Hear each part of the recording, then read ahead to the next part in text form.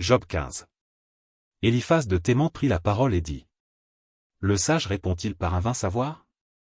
Se gonfle-t-il la poitrine du vent d'Orient?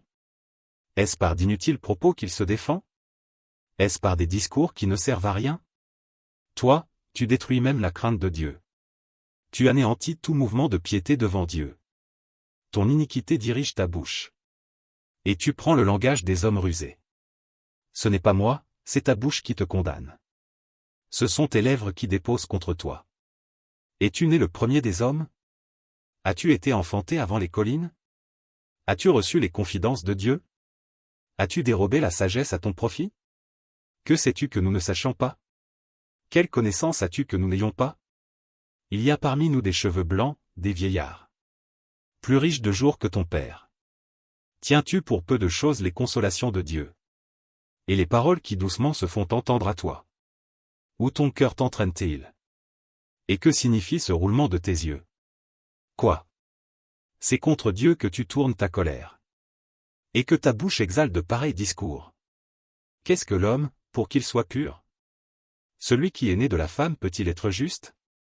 Si Dieu n'a pas confiance en ses saints. Si les cieux ne sont pas purs devant lui.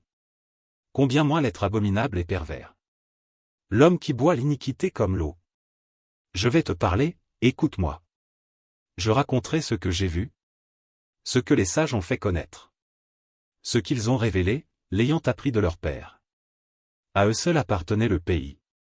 Et parmi eux nul étranger n'était encore venu. Le méchant passe dans l'angoisse tous les jours de sa vie. Toutes les années qui sont le partage de l'impie. La voix de la terreur retentit à ses oreilles. Au sein de la paix, le dévastateur va fondre sur lui.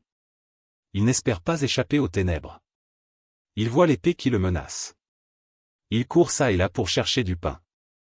Il sait que le jour des ténèbres l'attend. La détresse et l'angoisse l'épouvantent. Elle l'assaille comme un roi prêt à combattre. Car il a levé la main contre Dieu.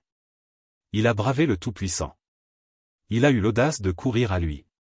Sous le dos épais de ses boucliers. Il avait le visage couvert de graisse. Les flancs chargés d'embonpoint. Et il habite des villes détruites. Des maisons abandonnées.